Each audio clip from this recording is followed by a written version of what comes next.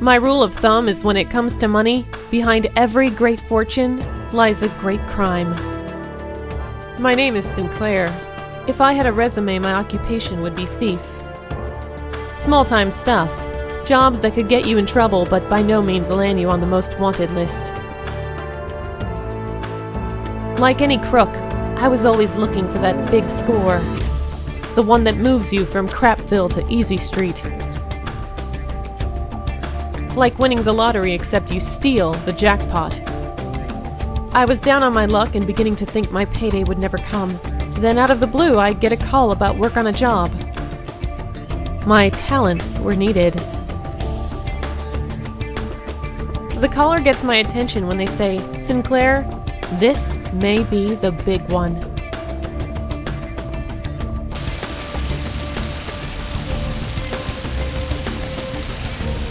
I'm excited.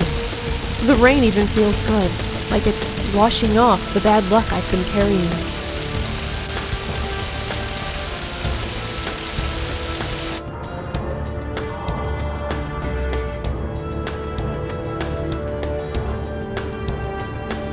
I was meeting a voluptuous redhead named Roxy Kavanaugh.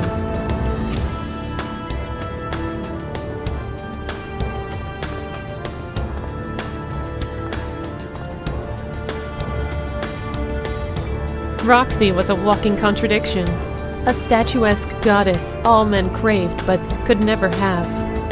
Unfortunately for the male race, Roxy played on the other team. She was what you called a lipstick lesbian. We had met when I was in county doing a 6-month stint for check forgery.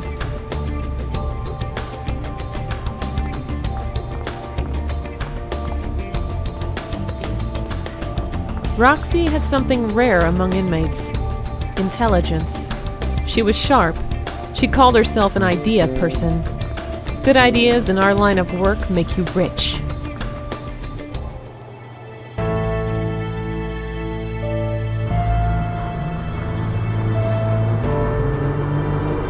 Roxy shared her plan. She didn't disappoint me. Her job was a big heist. It was simple but well thought out, and best of all, it involved a big score. Without hesitation, I told her I wanted in on the action.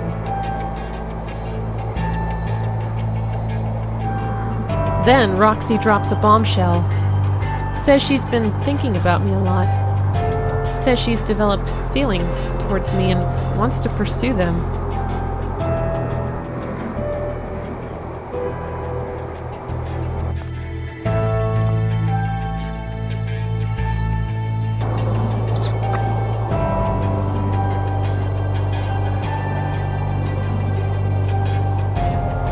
I wouldn't even call myself bi-curious, but I saw the way she was looking at me and I knew I had an advantage.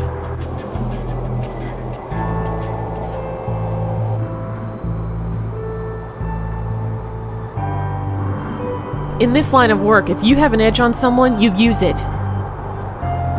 Even if it means breaking their heart. Roxy's plan involved 2 security guards who did courier work for a large bank. They did mostly small stuff, transport documents or an occasional deposit. But once a month, they stepped up to the big leagues and did payroll deliveries. Roxy had found out that this month, that day also fell on the same day of their weekly noon poker game.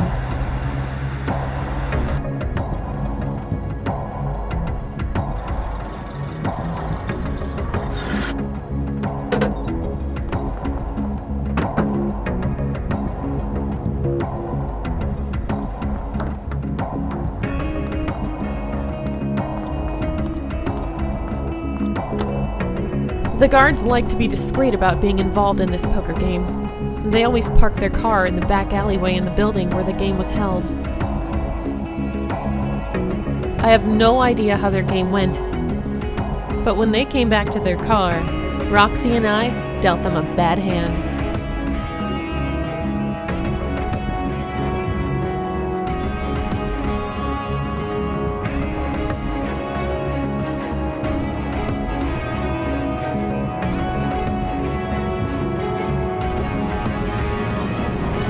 Roxy had told me this could be the big one. If this was going to be my payday, then it was time to get my hands dirty.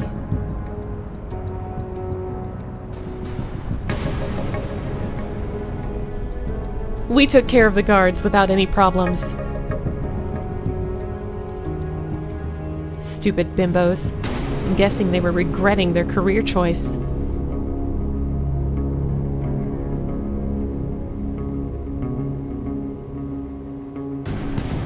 Roxy tells me she likes a woman in uniform, then asks me if I want to get rich.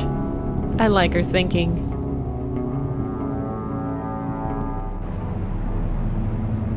The plan seems simple enough. Go to the bank, pick up the payroll the guards delivered, and leave.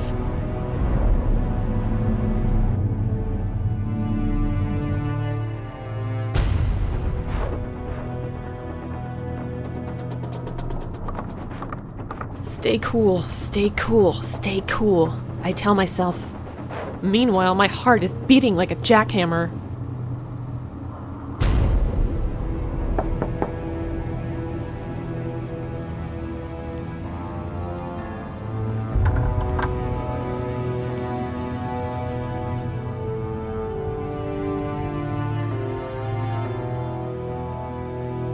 Every bad scenario that could ever happen next is racing through my mind when something that I never anticipated occurs.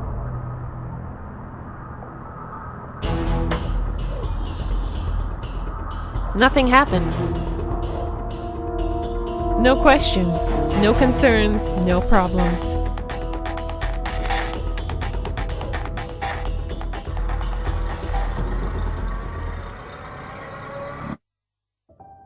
Loot. Lots of it. Roxy was right. This was the big one.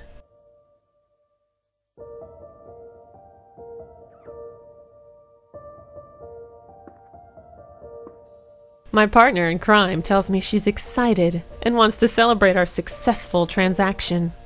I'm more than happy to oblige. I tell her I have something perfect for her.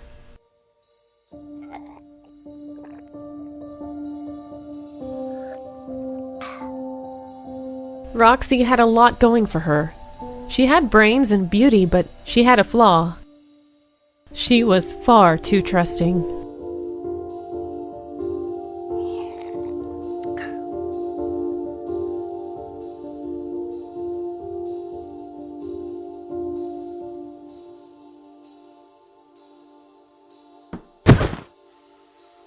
Roxy had consumed a sedative called chloral hydrate, most commonly known as the Mickey Finn.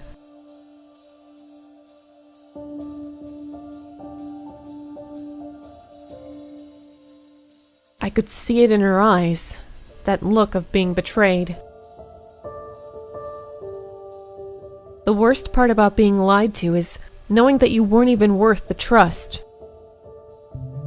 Her fault, I told myself. Compassion isn't allowed in this line of work. That made me feel better. That and a briefcase full of cash.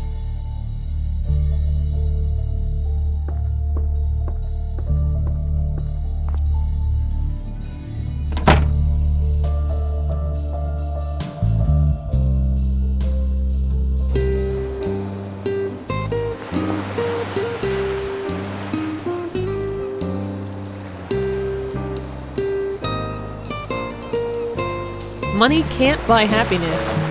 It can, however, rent it. I found refuge in a tropical paradise.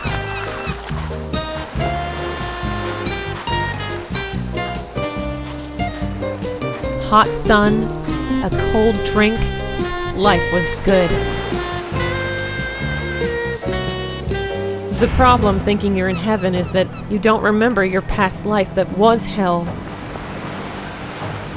I made the mistake of forgetting Roxy was smart, and no matter how big you think the world is, if someone wants to find you, they'll find you.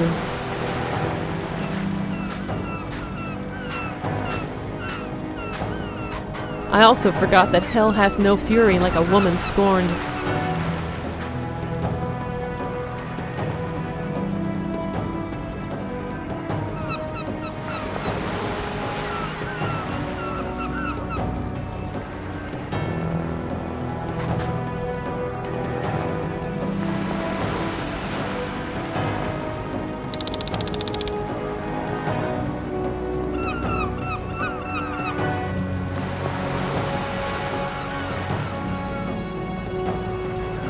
People pay for what they do, and still more for what they have allowed themselves to become.